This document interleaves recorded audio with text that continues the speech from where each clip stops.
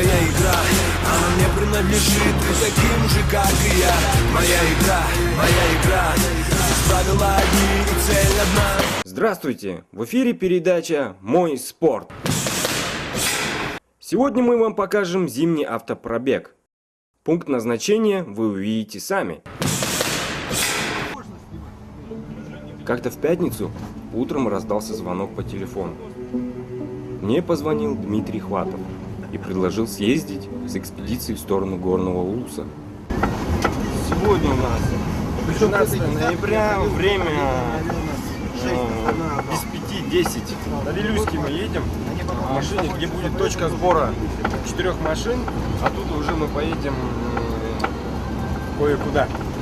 Это будет уже известно в самом конце, пока мы не будем раскрывать самые такие точные подробности. Едем, пока что вперед, по трассе ничего интересного не будет. Еще километров 70 по трассе, а там в лес едем, там будет уже интересно. Ну да, пока едем прямо.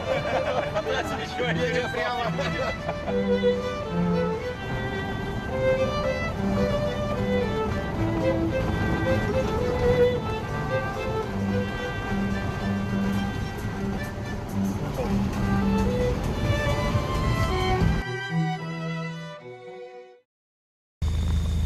Так, вроде мы проехали отметку Горный Улус. Сейчас, не знаю, находимся возле какого-то магазина, ждем всех. Ну и градус, можно так сказать, минус 30 уже. Вот. Ну, дожидаемся всех остальных и едем в назначенное место.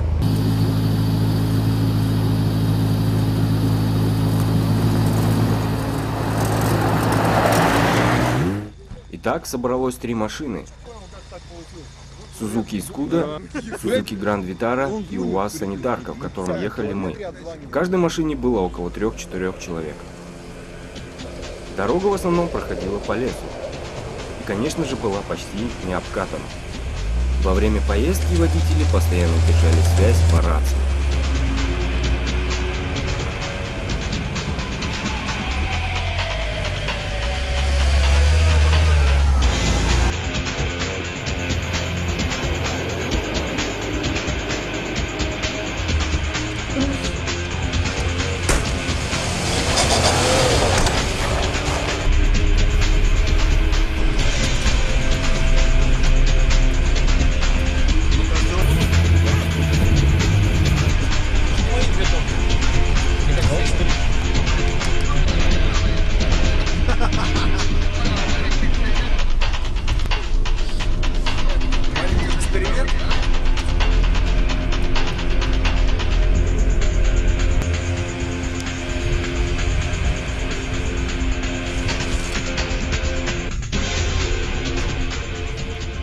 Мы сейчас двигаемся в сторону границы Хангаласского улуса и Горного, на речку Кинкими конкретно. А то местность нам где-то здесь по лесу километров 50-55. 3 экипажа едет? Да, с нами едет 3 экипажа. Suzuki Skoda, Саша АБС, Артем Петухов, Игорь Голоков. Дальше второй экипаж, это у нас Антон DC в составе меня всего лишь там и вас. И третий экипаж Егора Триплекса, Гранд Скуда. Гранд Скуда? Да. Дорога, как видите, хорошая. Он там занесло, да. Ну будет, ну впереди будут сложные участки небольшие. Там, возможно, где-то снегом перемело. Ну у нас головная машина с лебедкой. Если что, трассу пробьет, а мы уже следом. Все что, по коням.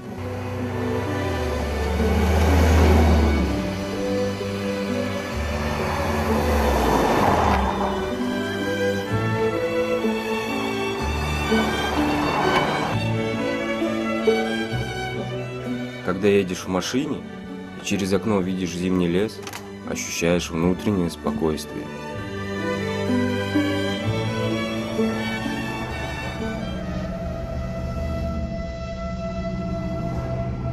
Конечно же, не обошлось без незапланированных остановок. Экипаж Suzuki Grand Vitara во время нашей дороги застревал в снегу. Это было 3-4 раза. При этом Антон неоднократно выручал. Да и, как говорится, кругом глухой лес, тайга, только мы. Снег по краю дороги был где-то по колено, температура минус 30. Из-за непредвиденных обстоятельств по лесу путь проходил очень долго. Когда мы подъехали к домику, в лесу нас встретил местный пастух. Вот здесь заканчивается сам трек, то есть навигация. Сейчас вот с этого места мы уже будем искать, где это все конкретно находится, куда мы едем.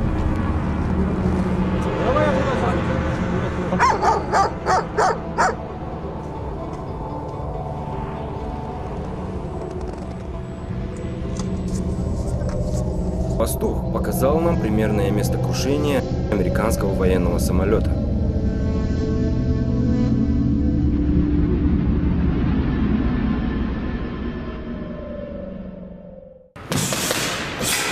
А сейчас коротко из истории.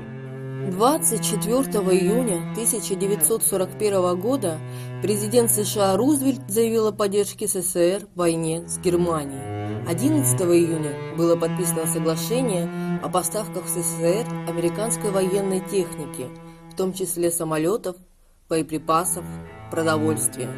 Было решено, что самолеты будут поставляться морскими конвоями через Мурманск и Архангельск, через иранские порты северного побережья Персидского залива, а также перегоняться по трассе протяженностью 6334 километра Аляска-Сибирь, через Берингов пролив, Чукотку, Колыму, Якутск до Красноярска.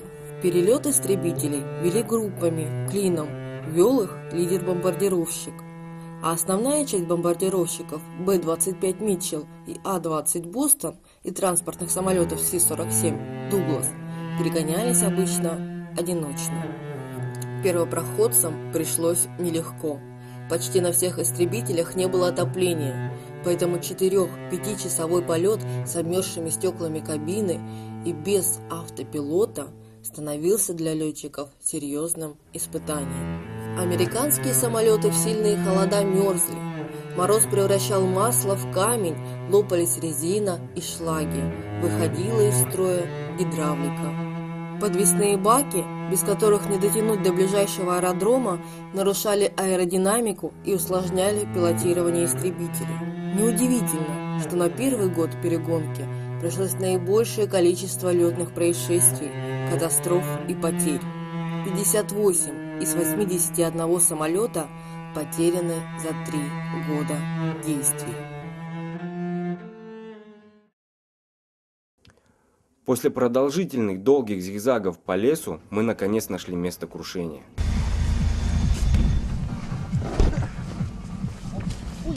Аккуратно. Сели.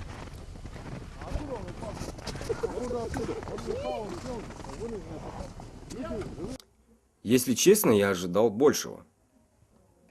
От самолета остались только крылья, моторные отсеки и шасси. Вокруг было немало обломков самолета. Большинство деталей находились под снегом и, вероятно, разбросаны по окрестностям. Самое интересное на самолете были подписи производителей и сборщиков.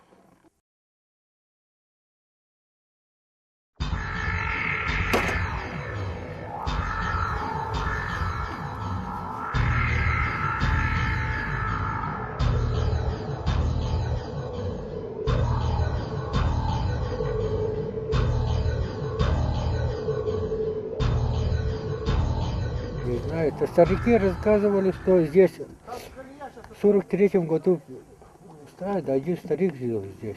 Туда дом зашли. Через неделю лошадь, у них 2 лошади взяли. В город пошли, а потом приехали на машине и сказали, что здесь этот, все, отсюда все забрали, что есть. Не знаю. То есть дальнейшая судьба самих летчиков неизвестна, да? Неизвестно. А сколько было, говорите, 2, да? 4 было. 4? Американцы, да, наверное? Не знаю, это один по-русски рассказывал, говорили, а 2 не говорит, немые были. Еще 2 самолет где-то здесь лежит, в целости. По пути обратно мы остановились у пастуха, чтобы перекусить и немного отдохнуть.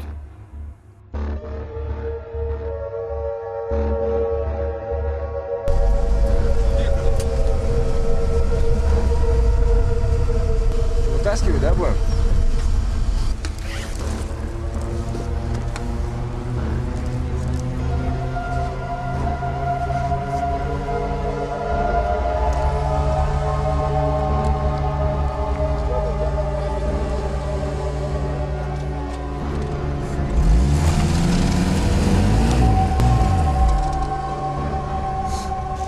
Время без 5:08. Когда стоишь в темном лесу и не знаешь, куда ехать, плюс рядом застрявшая машина, дает ощущение тревоги и потерянности. Мы были полностью под властью матушки природы.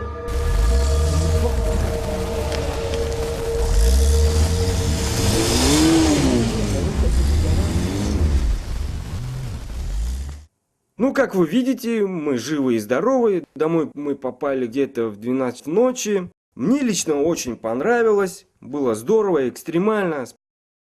Спасибо всем, кто принимал участие в съемке. Отдельное спасибо Якутскому внедорожному клубу «Мамонт». На этом все. Смотрите телепередачу «Мой спорт». Занимайтесь спортом. До свидания.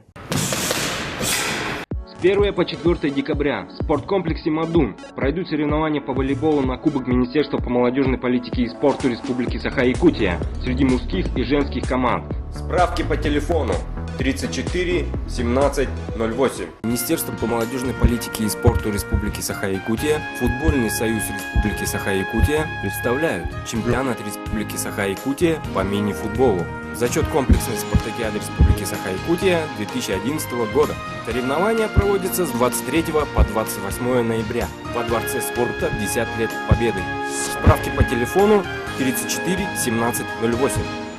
С 8 по 11 декабря в ДЮСШ-1 пройдут соревнования по баскетболу на Кубок Министерства по молодежной политике и спорту Республики Саха-Якутия среди мужских и женских команд. Заявки по телефону 34 17 08 42 20 08.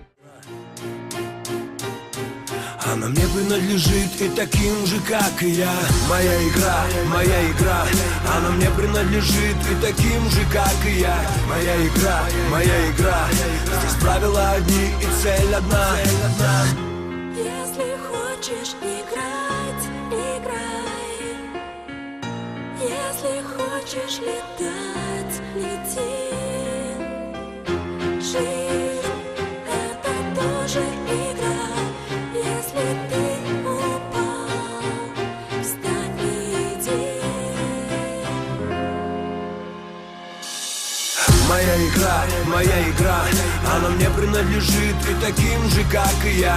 Моя игра, здесь правила одни и цель одна. Моя игра, она мне принадлежит и таким же, как и я. Моя игра, здесь правила одни и цель одна.